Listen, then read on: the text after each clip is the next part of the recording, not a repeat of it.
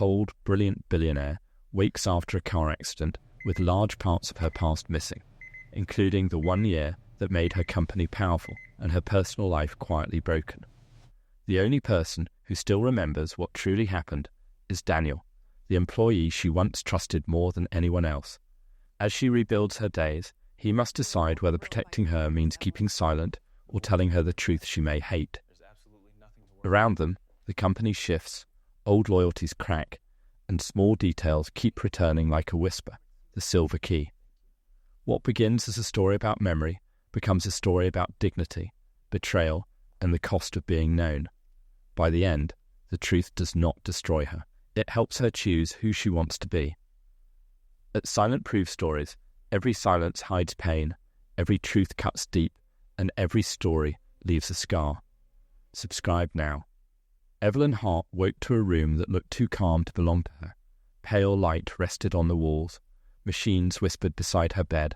The sheets were soft, the air cool, the silence careful. For one slow second, she thought she was in a hotel. Then pain moved through her head like a dull wave. A doctor noticed her open eyes and called her name with practiced relief. "Miss Hart, you're awake." She knew that name. Evelyn Hart, CEO of Hart Global.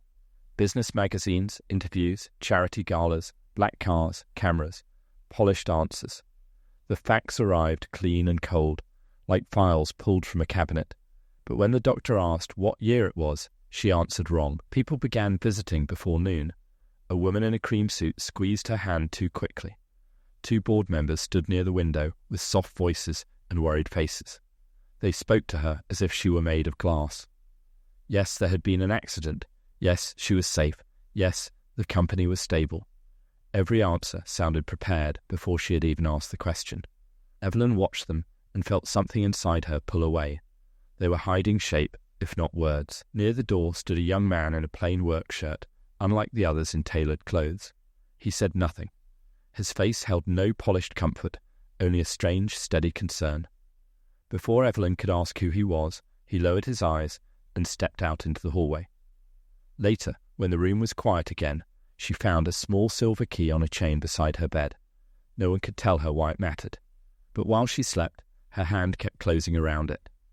The silent man in the hallway was Daniel Reyes, Senior Operations, though the title said less than the truth. He had spent the last year moving through Hart Global's factories, offices, and crisis rooms, usually where trouble was worst and honesty was rare. He did not belong in polished photographs. He belonged where broken things had to be faced. Outside Evelyn's suite, the chief legal officer stopped him with a flat, tired look. Marianne Shaw spoke quietly, but the warning was hard. Keep this professional. No personal history, no private conversations, nothing that could confuse her recovery. Daniel gave a single nod. He had expected that. What Marianne did not know, or perhaps knew too well, was that Evelyn herself had once placed dangerous trust in his hands.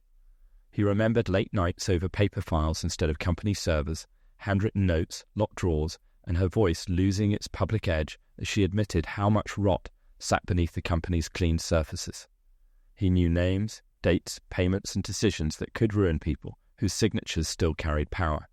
He also knew Evelyn had trusted him for a reason. So he made his choice before he reached the elevator. He would stay close, but only where no one could object. Schedules, briefings, internal updates, routine support. He would become useful in ways that looked small. He would say only what she could bear and keep the rest until the moment truth could stand without breaking her. At the hospital exit, rain darkened the pavement. Daniel paused under the grey sky and repeated the words Evelyn had once spoken during a night neither of them had forgotten. Truth waits, but it does not leave. When Evelyn returned to her penthouse, the city spread beneath the windows like something she had once owned and no longer understood. The rooms were elegant, quiet, and strangely airless. Everything was in its place. Nothing felt warm. She moved through marble, glass, and soft grey furniture with the uneasy feeling of walking through a staged version of her own life. Her closet unsettled her first. She remembered sharper clothes, harder lines, colder colours, Yet several expensive pieces still carried tags, while simpler dresses and plain knit coats had been worn often. On her desk lay old charity letters, corners folded, with handwritten notes in the margins. Call her personally. Approve this quietly. Follow up with the school. The writing was hers, but the tenderness in it felt like a stranger's. When she asked Nina about the missing year, her assistant answered too fast. You were under a lot of pressure. Nina kept her voice gentle, but would not meet Evelyn's eyes. That frightened Evelyn more than any direct lie. Hart Global's headquarters was no better. The glass tower gleamed with the same cold confidence her name had always carried, yet the place felt emotionally vacant, as if someone had polished away all human trace. Meetings were shortened, faces were careful, every kindness felt managed. By the end of the week, Daniel Reyes had been reassigned to help restore her routine. Officially, it was because he knew the company's daily operations better than anyone else. Unofficially, Evelyn sensed a quieter reason she could not yet name. Then, during a briefing, she opened her notebook and found the silver key tucked between 2 pages. A sharp wave of fear passed through her body, sudden and complete. But no memory came. Daniel began each morning with a neat stack of briefings and a voice that never tried to soften facts. He walked Evelyn through delayed projects, new client risks, staff changes, and the board's shifting alliances during the missing 18 months. Unlike everyone else, he did not smooth over her mistakes. If she had pushed too hard, he said so. If she had missed a warning, he said that too. Once, when she asked why a regional director had resigned, he answered, because you defended the numbers before you understood the damage. No apology, no performance, just truth. It should have annoyed her more than it did. Instead, Evelyn found herself waiting for his briefings. Their conversations moved with an ease she could not explain. He knew when to speak, when to stop, when she needed facts, and when she needed silence. It felt less like being taught by an employee and more like stepping back into a rhythm her body almost remembered. That unsettled her. So she began testing him in small ways. She asked how she took her coffee. Black after 10, never before. She asked whether she still hated being interrupted in meetings. Only when you were wrong, he said, and she almost smiled. She asked whether she had changed much. Daniel took a moment before answering. Yes. Nothing more. He never used a gentle tone to win her over. He never reached for pity. He never mentioned anything personal, even when the quiet between them seemed full of it. That restraint made Evelyn trust him more than anyone else in the building. It also made her wonder what he was protecting her from. Evelyn discovered Adrian Cole by accident. His photograph appeared first, smiling beside her at a charity gala, his hand resting lightly at her back as if it belonged there. Then came articles, interviews, speculation about wedding dates that had never been announced and yet seemed widely assumed. By afternoon, Nina had no choice but to confirm it. Adrian was her fiancé, or had been. Publicly at least, nothing had changed. When Adrian arrived at the office, he looked exactly like the kind of man the world expected beside Evelyn Hart. Elegant suit, calm voice, easy charm polished to a shine. He stepped into her office with flowers she did not remember liking and a sadness that seemed carefully measured. I know this must feel strange, he said gently. Trauma can blur things. It doesn't mean what we had is gone. Evelyn studied him, waiting for warmth, grief, recognition, anything. Nothing came. He was handsome, composed, attentive. He felt like a stranger standing in the shape of someone important. Daniel was in the room only to leave documents for her signature, but at Adrian's voice, he went still. It was slight, barely visible, just a tightening through his shoulders before he stepped back again. Evelyn noticed at once. Later, while reviewing old board materials, she found a photo from the missing year. She and Daniel stood bent over a table covered in factory plans, their heads close, both intent on something serious. In the blurred background, Adrian watched them. Even in a still image, the distance between them told its own story. That evening, Evelyn called Daniel back into her office and held up the photograph. What really happened that year? Daniel looked at the picture, then at her. His face gave nothing away, but his silence was full of weight. Not yet, he said, and for the first time, Evelyn felt anger rise beside her curiosity. That night, sleep came in broken pieces. Evelyn drifted through a scene that felt less like a dream than a room she had once stood inside. Rain moved against glass in soft, steady lines. The city beyond it was blurred with light. Someone was close to her. Daniel. She could not see his face clearly, only the shape of him, the calm in his voice as he said her name like it mattered more than the room around them. Then came the feel of cool metal pressed into her palm. The silver key. Her fingers closed over it with desperate force. She woke with her heart racing and her hand clenched around empty sheets. The dark of the bedroom felt suddenly thin, as if truth were standing just outside it. She could not explain why, but one certainty settled over her with cold precision. Someone had lied to her before the accident. The next morning, she cornered Nina before the first meeting could begin. This time, she did not ask gently. She held Nina's gaze and waited. Nina broke first. "You cancelled the wedding," she whispered. 3 weeks before the crash. No one announced it. Legal and public relations thought it would be better to keep things quiet until you decided how to handle Adrian. For a moment, Evelyn said nothing. Then the pieces shifted. Adrian had not been speaking as a man interrupted by tragedy. He had been performing a future she herself had already refused. Whatever had stood between them was not confusion born in a hospital. It had begun before the crash, and he knew it. That night, just after midnight, Evelyn stared at Daniel's number for a long time before pressing call. He answered on the second ring, voice rough with sleep, but alert at once. "Evelyn?" She swallowed. There was only one question she wanted answered. Was I afraid of him? Daniel did not answer her question over the phone. Instead, he asked her to meet him before sunrise in the executive kitchen on the 42nd floor, when the building was still dark and the staff had not yet arrived. Evelyn came in a wool coat over her sleep clothes, tired and irritated, and found him making coffee as if this were any ordinary morning. "It isn't a yes or no question," he said quietly. She stood across from him, arms folded tight. "It sounds like one." Daniel handed her a mug and did not pretend not to understand her anger. "You had grown wary of Adrian." "That's true, but if I tell you everything now, without something solid beneath it, I'm asking you to live inside my memory instead of your own." The words stung. She was already living that way, with everyone around her feeding her edited versions of herself. For a moment she wanted to accuse him of doing the same. Yet his restraint felt different. Not polished, not strategic. Careful, yes, but not controlling. "You're managing me like I'm fragile," she said.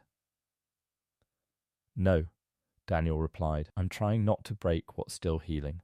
The room fell quiet except for the low hum of the refrigerator and the rain whispering faintly against the glass. Then Daniel reached into his folder and slid out a page from Evelyn's own handwriting. A note to herself. Short, practical, dated 2 weeks before the crash. No digital trail, no company server, paper only. "You started keeping records offline," he said. "You stopped trusting systems that could be watched." Evelyn touched the silver key in her pocket. Daniel's eyes dropped to it once. "That may open what you chose to hide." The executive library sat at the end of a private corridor behind Evelyn's office, its door closed, its silence untouched. No one had used it since the accident.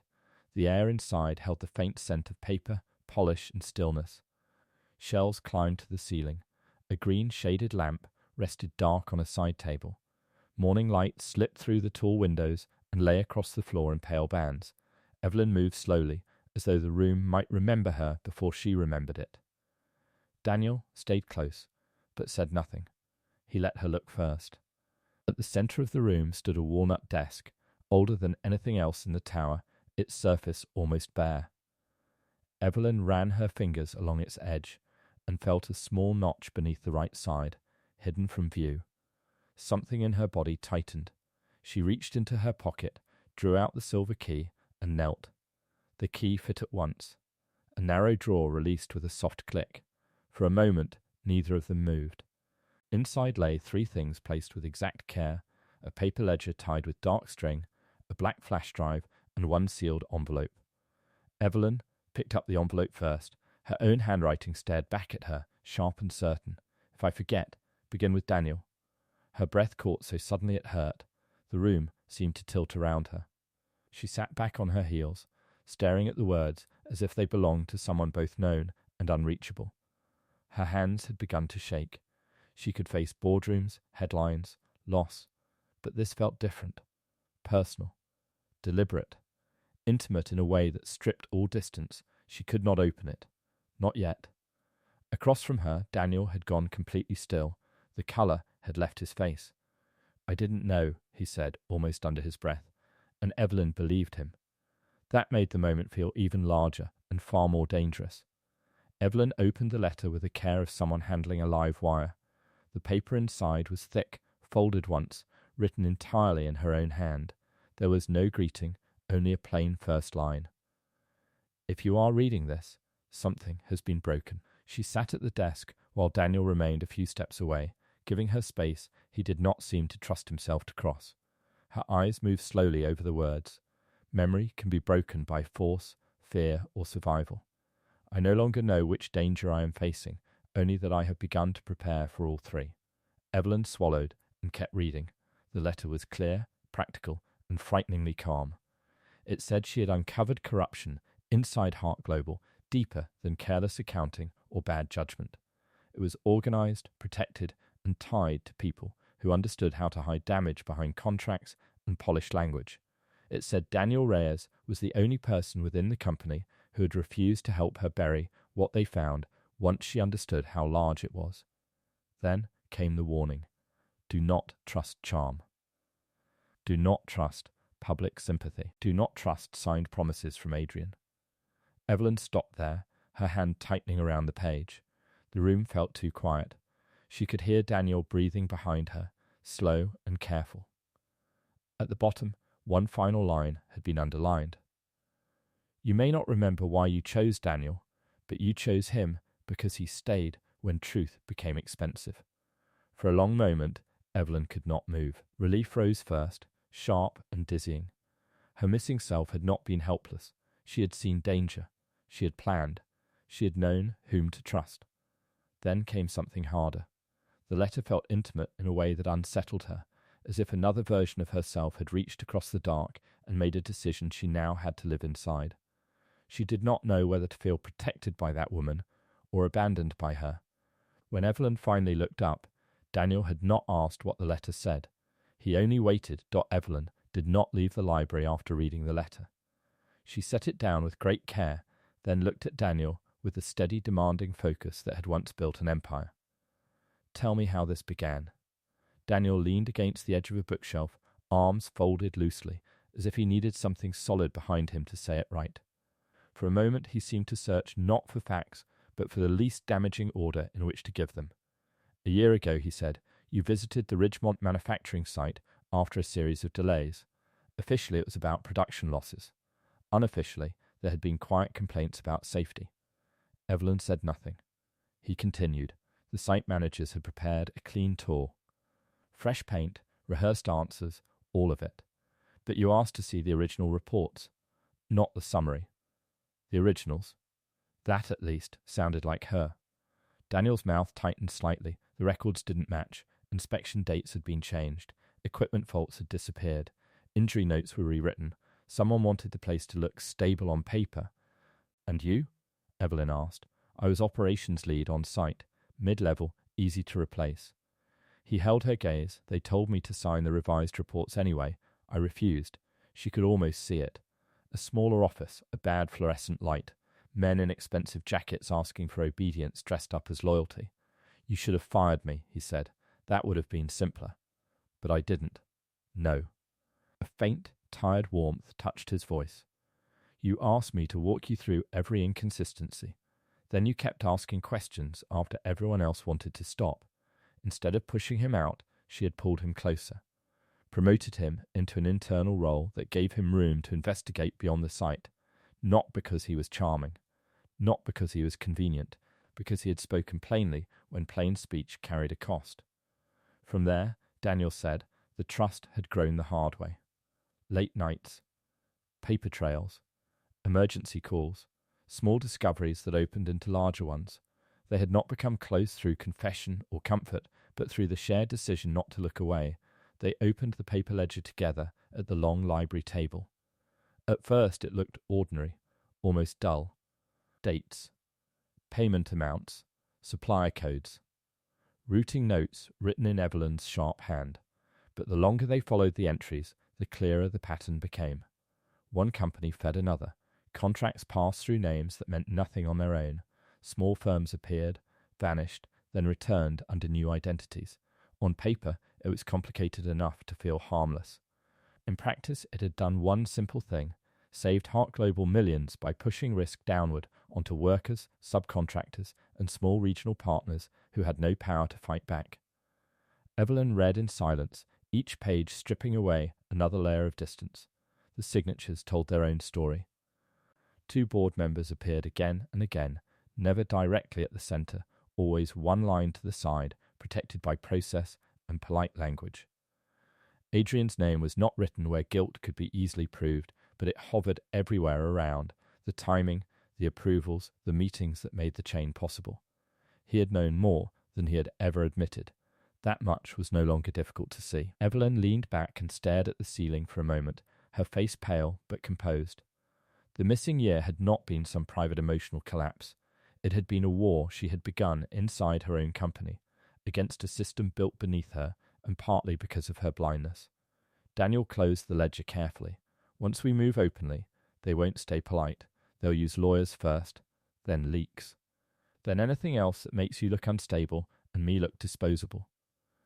Evelyn looked at him, then at the pages in front of her. For the first time since waking in the hospital, her uncertainty narrowed into something firmer than fear. "I forgot," she said quietly. "I did not resign." She placed her hand over the ledger as if claiming it. "Whatever I failed to remember," she said, "it does not erase what I'm responsible for now." Adrian chose a quiet restaurant high above the river, all candlelight and soft music, the kind of place designed to make difficult things seem civilized. He said he wanted to help Evelyn feel normal again. The word itself almost made her smile. Nothing in her life felt normal, and Adrian seemed too polished not to know it. Still, she went. Daniel drove her there, but did not enter. He waited in a car across the street, close enough to be useful, far enough to stay invisible. He had offered no opinion when she told him about the invitation. Only one sentence: "Call if you want a reason to leave." Adrian stood when she arrived, his expression warm with practiced concern. Throughout dinner, he was attentive without pressing, gentle without quite becoming real. He spoke about recovery, rest, and patience. He reminded her of trips they had taken, places she could no longer picture, private jokes that landed like lines from someone else's script. Then Evelyn set down her glass and asked, as lightly as she could, "Why did I cancel the wedding?" For the first time, Adrian's smoothness thinned. He recovered fast, but not fast enough. "You were exhausted," he said. "Under pressure. People were filling your head with doubts." "People?" He looked away just briefly. "Outsiders. Employees who forgot their place. Men who benefited from making you distrust the life you built." The contempt in his voice was quiet, but it cut cleanly enough that Evelyn heard the name even before he said it. Daniel always had opinions beyond his station. There it was, too sharp for simple dislike, too personal for a workplace disagreement. Evelyn finished dinner politely and left before dessert. In the elevator down, she felt no heartbreak, only a cold and steady clarity. Adrian had worn calm all evening like a tailored coat. Underneath it, something frightened was trying not to show. The storm arrived just after dusk, rolling over the city in long bands of rain that turned the windows silver. Evelyn stood alone in her penthouse, watching water slide down the glass, and something inside her gave way. Not a full memory, not a scene she could enter and hold, just fragments at first. Wind against bare skin, wet stone under her shoes. A rooftop terrace. Daniel beside her. Then the rest came in a quiet rush. She was standing outside with him late at night, both of them tired enough to stop pretending. The city below looked blurred and far away. Papers had been spread across a table inside. They had found something serious, something ugly. She remembered the ache in her shoulders, the weight in her chest, and the shame of finally saying aloud what power had done to her. "It made me lonely," she had said. And worse than lonely. It made me blind. Daniel had not reached for her. He had not softened the truth to ease her. Rain had caught in his hair as he looked at her with that same steady gaze. "You still have time," he said. "Not to look good. To become decent." The words had hurt. She remembered that. They had cut through pride, title, image, all the things she had once used like armor. Yet the pain had steadied her too. He had spoken to the part of her that might still be worth saving. Back in the present, Evelyn pressed her hand to the cool window. The forgotten year had not only changed her work, it had changed how she was seen. Perhaps for the first time in her life, she had let someone look at her without performance. They waited until the office was empty before playing the flash drive. Daniel locked the executive library door. Evelyn sat at the desk with the small speaker between them, her hands folded too tightly in her lap. For a moment, neither of them moved. Then Daniel pressed play. A soft crackle filled the room, and Evelyn heard her own voice. "If this recording is being used, then events have gone further than I hoped." Her tone was calm, almost formal, but fatigue lived underneath it. She spoke in clear sequence, naming the supplier scheme, the shell companies, the falsified safety records, and the board vote coming in less than 3 weeks. She said she had prepared documents for external review and expected resistance once she moved openly. "I do not think they will let this happen cleanly," her recorded voice said. "Retaliation is likely." Evelyn looked down at the desk.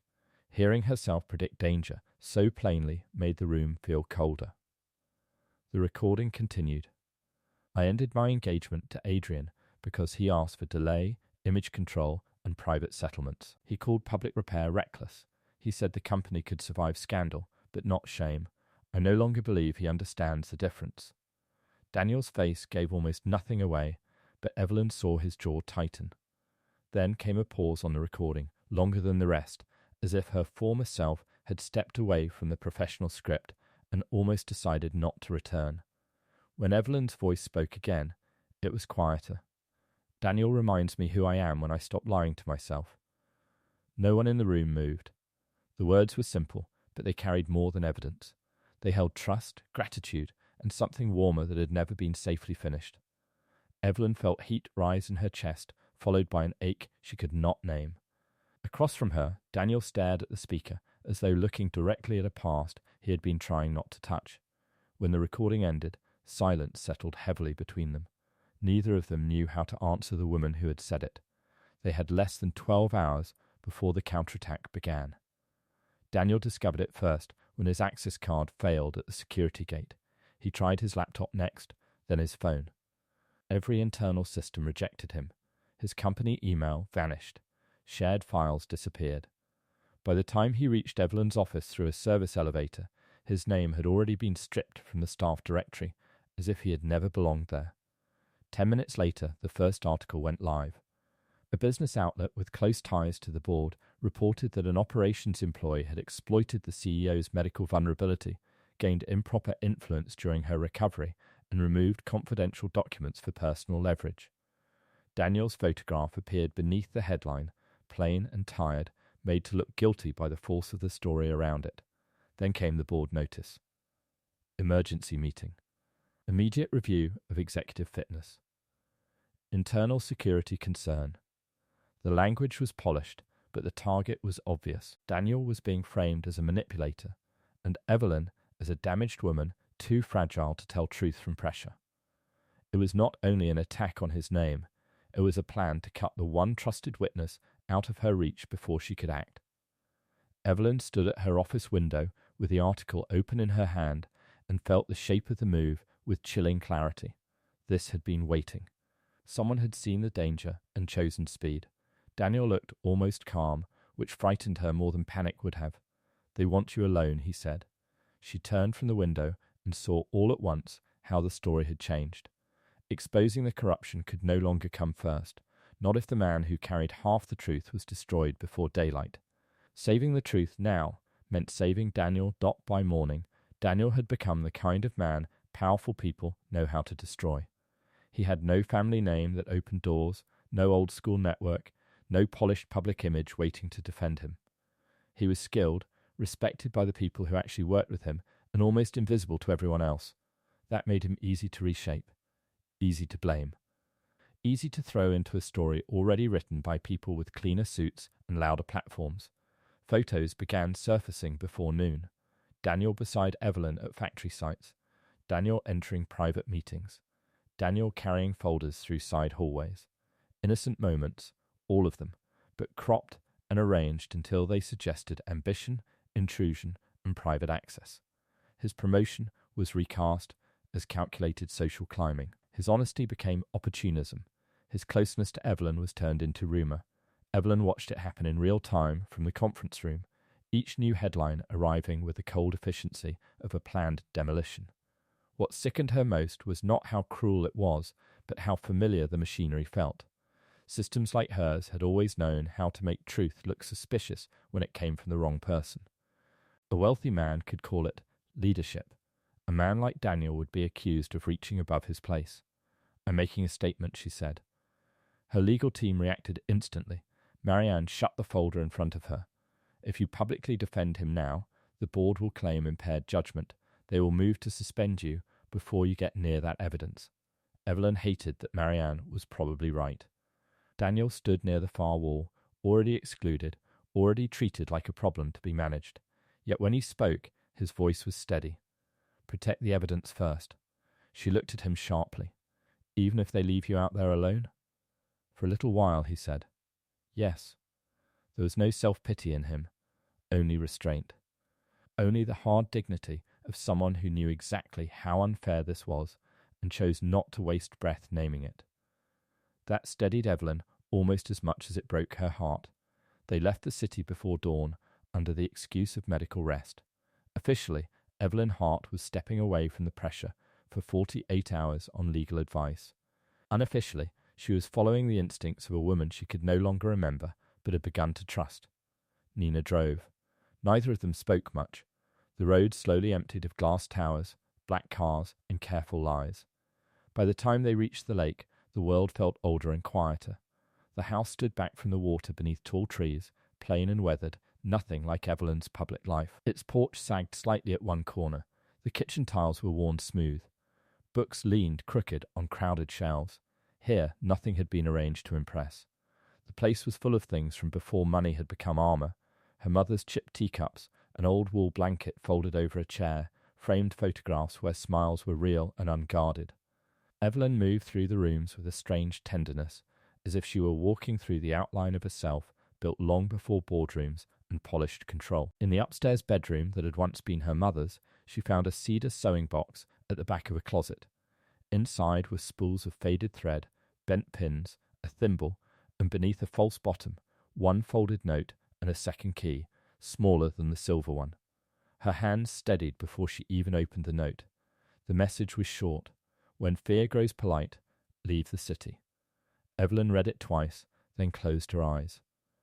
It was not the language of panic, it was the language of preparation, of someone who had learned that danger did not always shout.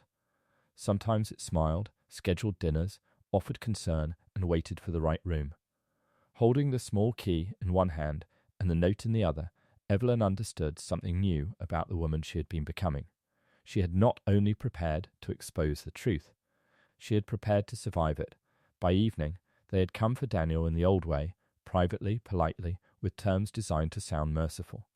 One of the board members asked to meet him in a quiet hotel lounge far from the office. No threats were spoken aloud, none were needed. The offer was simple. Sign a statement admitting poor judgment. Confirm that he had become too personally involved in Evelyn's recovery. Leave the company quietly. In return, the pressure on her would ease. The board would treat the matter as unfortunate, not criminal. Her reputation might still survive. Daniel listened without interrupting. He understood exactly what was being offered. Not safety. Erasure. A clean story built from his silence. "And if I refuse?" he asked. The man gave a tired little smile. "Then you lose more than a job." Daniel almost laughed at that. He had already lost the job. What they meant was standing, future, name, the right to be believed. He thought of Evelyn in the hospital bed, gripping a silver key she could not explain. He thought of the recording in her own voice. He thought of truth waiting, even when people tried to bury it under polished words. He refused. Hours later, Rain followed him all the way to the lake house. He did not call ahead. He had not come to persuade Evelyn to return or to play the hero in her exile. He came because there was one last file he had hidden months earlier, too dangerous to keep in the city and too important to leave behind now. When Evelyn opened the door, she found him on the porch, soaked through, tired to the bone, holding a weatherproof folder under one arm. For a second, neither of them spoke. Then she stepped back and let him in. Not as staff, not as an employee waiting for instruction, but as the one person she wanted beside her when the night turned difficult again. They waited until the house had gone fully quiet. Rain moved softly over the roof. Nina slept downstairs on the pull-out sofa, exhausted at last. In the old bedroom at the end of the hall, Evelyn stood beside Daniel with the smaller key in her hand and the note from her mother's sewing box folded in her pocket. The room still held traces of childhood in careful fragments, faded wallpaper, a narrow bed, a shelf lined with worn books she had once loved before life became numbers and glass. Daniel crouched first and ran his fingers along the floorboards near the window. Here, he said, one plank had been cut more cleanly than the others. Hidden, but not invisible once you knew to look. Evelyn knelt beside him, found the small brass lock set into the wood, and slid in the key. It turned with a dry, quiet click. Beneath the board sat a flat, hard copy file sealed against dust. Inside were witness statements, printed internal emails, handwritten annotations, and a notarized timeline of the supplier, cover-up so careful and complete it could survive any claim of digital tampering. Evelyn had not trusted officers, servers, lawyers, or locked desks alone. She had brought the centre of the truth here, to the one place built before power taught her to hide in polished rooms. As they turned the pages, the shape of the year became solid. Near the back of the file, a photograph slipped free. Evelyn picked it up. She and Daniel stood side by side at a worker memorial event, both dressed in dark coats, both unsmiling. There was no distance between them, but no performance either. They looked tired, grave, and altered by what they had seen. Evelyn stared at the image for a long time. The missing year was not a detour from her real life. It was not some damaged stretch to be recovered from and set aside. It was the truest part of her life, the part where she had finally learned what her name had cost other people. And somehow, in that same hard season, she had also found the one person who had refused to let her look away the call came just after sunrise. Daniel stepped onto the back porch to take it, thinking at first it might be another reporter or another number tied to the board. Instead, the voice on the line introduced himself as Martin Vale, the private investigator Evelyn had hired months before the crash. He had stayed quiet after the accident, he said, because the report had been suppressed so quickly that speaking without proof would have made him useless. But after seeing the scandal coverage and Daniel's name dragged through it, he decided silence had become its own kind of lie. When Daniel returned to the kitchen, Evelyn knew at once that something had changed. He set his phone on the table and told her everything without softening it. The crash might not have been random. Martin had found early signs of brake tampering in the inspection record, enough to raise serious concern before the finding was buried under a revised report. No final order pointed neatly to one person. Adrian's name did not appear where it could be cleanly used. But phone logs linked one of the board members tied to the supplier cover-up with the outside repair contractor who had serviced Evelyn's car 2 days before the crash. For a moment, the room seemed to lose its warmth. Evelyn sat very still, her hand around a cooling cup of tea. Until now, memory loss had been tragedy. Violent, painful, life-altering, but still chance. This was different. This meant someone may have chosen interference, chosen risk, chosen the possibility of her death or ruin because truth had come too close to daylight.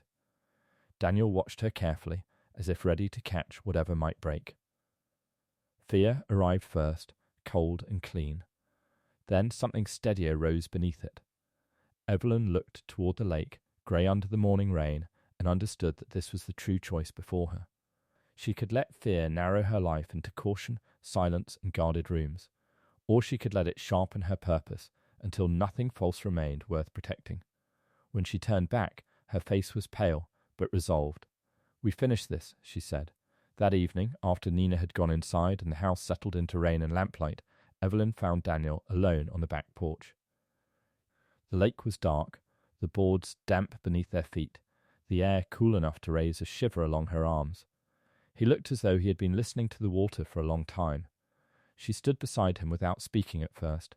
Then she asked the question that had been waiting between them. "Were we in love?" Daniel closed his eyes for a moment, not in surprise, but in recognition of how little room the truth would leave once spoken. When he looked at her again, there was no evasion in him. "Not fully spoken," he said, "not safely lived." But yes, something real had begun. The words landed softly and still hurt. He told her they had never crossed the line into a life they could openly claim. Too much was collapsing inside the company. Too many people were already watching. They had chosen to wait until the truth was brought into the light, until whatever stood between duty and feeling could be faced without secrecy poisoning it. Evelyn looked down at her hands. She felt grief for something she had lost without ever getting to hold. Worse than grief was guilt. He had remembered all of it alone. The tenderness, the restraint, the unfinished hope. He had carried it while she woke empty. "I'm sorry," she whispered. Daniel's answer came gently. "Memory is not the only way to know what matters." She raised her eyes to him. "Choice matters too," he said. The rain moved softly across the lake. Evelyn could not recover the woman who had once stood here in feeling, but she could still choose what to trust now. Evelyn returned to the city without ceremony. The car pulled beneath Hart Global's tower just after dawn, and for the first time since the accident, she did not dress like a woman trying to reassemble a legend. She wore a dark wool coat, plain heels, and a simple cream blouse with no jewellery beyond her watch. The choice was small, almost invisible, yet it felt like a refusal. She was done dressing as if untouchable power could protect anyone from truth. By 8 o'clock, the executive library had become a working room again. There was no shouting, no dramatic plans spread across whiteboards, no reckless rush toward exposure. Evelyn built the response the way a damaged foundation must be rebuilt, carefully, in order, with nothing resting on performance. Legal filings were drafted for outside counsel. Copies of the evidence were secured in 3 separate locations. Witness statements were prepared for protected release. Worker testimony was matched against the supplier records and the notarized timeline. Each disclosure was timed to support the next, so no single person could bury the whole story at once. Nina stood beside her the entire morning. At noon, she made her decision plain. "I stayed silent too long because I was afraid," she said. "I won't do it again." Daniel worked across the table from them, no longer hidden behind logistics or titles, though the danger around him had not lessened. Every call he made, every page he touched, still carried risk. But he moved with the same quiet care he always had, steadying the room simply by refusing panic. Before the first strategy meeting began, Evelyn opened a fresh notebook. On the top line of the first page, she wrote one sentence in clear, even handwriting. "Truth waits, but it does not leave." They expected Evelyn to enter the boardroom diminished. She could see it in the careful faces around the table, in the softened voices, in the space Adrian had chosen beside the head chair, as if he might need to guide her through her own company. They were prepared for confusion, for hesitation, perhaps even for tears dressed up as courage. What they were not prepared for was control. Evelyn took her seat, set a single folder before her, and began without preamble. First came the ledger, not waved in anger, not dropped for effect, simply passed across the polished table in copies, each page marked and cross-referenced. Dates. Shell companies. Payment trails, supplier transfers. Then came the audio recording, played through the room in her own voice, steady and unmistakable. Finally, the notarized file from the lake house, with witness statements, internal emails, and the buried timeline laid out in sequence too cleanly to dismiss as confusion or revenge. No one interrupted at first. When Adrian finally tried, He did it in the language of concern. Evelyn, with respect, this is a great deal to take on in your condition. Perhaps this should wait until— No, she said. She did not raise her voice. She did not need to. The room tightened around the word. Then she named it all. The supplier scheme. The falsified safety failures. The harm pushed onto workers and smaller partners. The internal effort to delay exposure. The manufactured media story meant to frame Daniel Reyes as a manipulator and isolate her before evidence could surface. Silence followed, but it was not the silence from before. This one had cracks in it. Around the table, she saw the first shift. One board member stopped looking at Adrian. Another began turning pages too quickly, searching for his own distance from the damage. A third asked for counsel in a voice that sounded more frightened than loyal. The tide had not fully turned. But for the first time, several people in perfect suits were no longer protecting Adrian. They were protecting themselves. The meeting broke in fragments. Lawyers gathered papers. 2 board members slipped out to make urgent calls. No one looked directly at Daniel as he stood near the windows, hands at his sides, waiting without triumph. Evelyn had just closed her folder when Adrian stepped back into the room and shut the door behind him. At last, the charm fell away. His voice stayed even, but the softness in it was gone. He looked at Evelyn first, not Daniel, as if he still believed this could be restored by force of will. I did what was necessary, he said, for the company, for the market, for your legacy. You were about to burn everything down because you let feeling cloud judgment. Then his eyes moved to Daniel. And him, Adrian said. He filled your head with guilt until you forgot what kind of life you were meant to have. Daniel did not answer. He did not need to. Evelyn studied Adrian with a calm that surprised even her. For so long, she had expected revelation to arrive with drama, some final monstrous confession that would make everything simple. Instead, the truth was quieter and colder. Adrian was not a monster in the storybook sense. He was a man who could watch harm spread and still call himself practical. A man who valued control so deeply that conscience seemed to him like weakness. That clarity was its own release. You keep saying legacy, Evelyn said, as if it means image, as if it means survival at any cost. Adrian opened his mouth, but she did not let him interrupt. The company was never worth this, she said. Not the work as it failed, not the lies, not the cost of becoming hollow. For the first time, Adrian had nothing polished left to say. The cost arrived at once.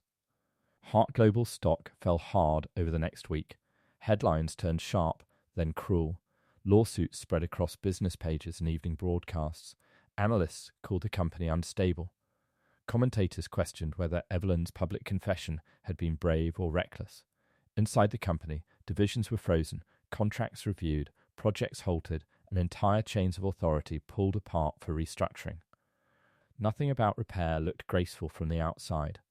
Evelyn accepted every blow without reaching for the old shield of public relations. No softened language, no hidden settlements, no attempt to bury damage beneath a cleaner headline. If the company had harmed people, then the company could endure being seen honestly while it answered for that harm. The discipline of that choice cost her sleep, standing, and the last illusions of power. Daniel was offered a protected role on the reform team with independent reporting lines and legal support attached. He understood the offer was necessary, and he accepted it without pride. Too many inside Hart Global would resent him for surviving, for being right, for becoming impossible to dismiss. He would carry that resentment the same way he had carried everything else, quietly. Nina began reopening lines of communication with site managers, injured workers, and regional partners who had spent months being ignored, delayed, or silenced. The calls were awkward at first. Some people were angry. Some simply did not trust them yet. Evelyn did not blame them. The future ahead was smaller, slower, and stripped of glamour, but for the first time in a long while, it was built on something solid enough to bear weight: honesty. A week later, Evelyn found Daniel on the roof just before sunset. The garden there had once been planned as a showpiece for guests and investors, but no one had cared for it properly in months. Now, without much permission, green things were growing again. Small white flowers had opened along one wall. Herbs pushed through deep planters. Wind moved gently through the leaves, carrying away the last noise of the workday. For the first time in what felt like forever, neither of them was rushing toward a meeting, a statement, or a threat. Evelyn stood beside him and looked out over the city.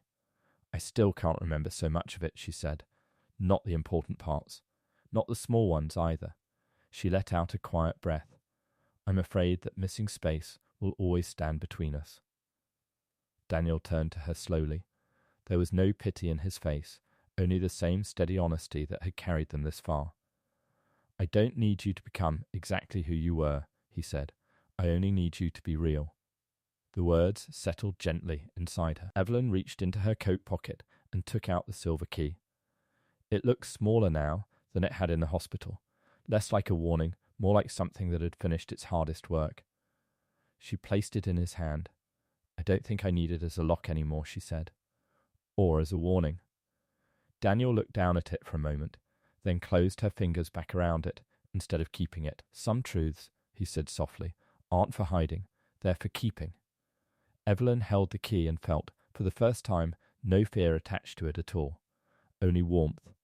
Only the quiet beginning of healing. Months later, Heart Global looked different from the inside, even when the building itself still caught the same cold light. Evelyn had stepped down from some of her most visible roles, letting other voices stand at the front where cameras gathered. Yet she had not vanished.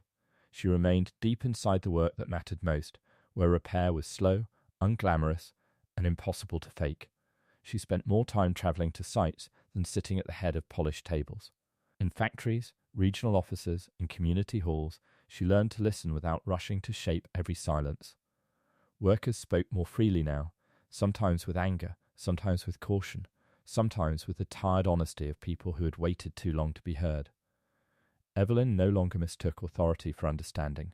She took notes. She asked better questions. She stayed longer than expected. The penthouse changed too, though mostly by being used less. It no longer felt like a fortress guarding a life she had to defend. She kept simpler routines now, fewer late dinners, fewer rooms lit only for appearances. Some mornings began with tea by the window instead of screens already full of demands. The quiet there had softened. Daniel remained beside her, though nothing about his place in her life felt hidden anymore. His role had shape and title inside the company, but what mattered lived elsewhere, in trust built openly rather than under pressure. He still told her the truth plainly. She still needed that. Some memories returned in brief flickers. Rain on stone, a file passed across a desk, a look held a second longer than necessary. But Evelyn no longer treated every missing piece as proof that something in her had been ruined. She had stopped measuring her wholeness by perfect recovery. What she had now was smaller, steadier, and real. And for the first time in years, that was enough. The scholarship began in a room that held fewer than 40 people. There were no cameras outside, no branded backdrop, no polished music waiting to swell at the right moment. Just a community hall near one of Heart Global's reopened sites. Rows of simple chairs, a long table with tea and sandwiches, and families who had learned not to trust large promises. Evelyn had named the scholarship after her mother, not to soften the past, but to anchor the future in someone who had once taught her that dignity begins with how you treat those who cannot repay you. When she stepped to the front, she carried no prepared speech. "I can't offer you a clean version of what happened," she said. "People were harmed. Some losses do not return. This scholarship is not a victory. It is one small part of repair. I should have listened sooner. I am listening now. I hope second chances can still do some good." Nothing about her words was grand, and that made the room lean closer. Daniel stood near the back wall, hands folded, saying nothing. He did not need attention to alter a space. Evelyn saw several people glance at him, then settle, as if honesty had become easier simply because he was there refusing to perform. After the certificates were given and the families began to speak among themselves, an older worker approached Evelyn near the tea table. His face was lined with years of labour, his expression calm. "Truth is heavy," he told her, "but it lets people sleep." Evelyn felt the words enter her quietly and remain. Not praise, not absolution, something gentler than either. Something earned. On a quiet evening, near the end of autumn, Evelyn and Daniel returned to the lake house. The trees along the road had thinned, and the water beyond the porch looked dark and calm under a low sky. Inside, the rooms held the same plain comfort they had offered before: worn wood floors, soft lamplight, and the kind of silence that asked nothing from them. Evelyn stood by the window and took the silver key from her coat pocket. For a moment she held it in her palm, feeling its familiar weight. Once it had been a warning, a hidden door, a message from a frightened version of herself reaching forward through the dark. Now it was only a small object, made quiet by time and truth. She set it gently into a wooden bowl on the windowsill. Daniel watched without speaking. Evelyn turned to him with a softness that no longer felt uncertain. "I may never remember everything," she said. "There are still places in that year I can't reach. Maybe there always will be." He stepped closer, waiting. "But I know the truth of you now," she said. "Not only because of who I was then, because of what I choose now." Something warm moved through his face. Not surprise, not relief alone, but recognition. He reached for her hand and held it with quiet care. Together they stood by the window as rain began to move across the lake in soft, steady lines. Neither of them tried to fill the silence. Nothing needed to be proved. Nothing needed to be recovered perfectly to become real. The future before them was still unwritten, still human, still tender in all the ways certainty never is. And that was enough. Outside, the rain went on gently. In the dark, the truth costs Evelyn her old life, but it gives her a better one. She does not recover everything she lost, and the story does not pretend that pain can be neatly undone. Instead, she chooses honesty over image, repair over comfort, and tenderness over control. Daniel is no longer only the keeper of her past, he becomes part of the life she builds in the present. The silver key, once tied to fear and hidden evidence, comes to rest in the open. Rain returns, but now it sounds gentle, not dangerous. The company begins again on humbler ground, and so does she. When the night finally settles, the last feeling is not loss, it is peace.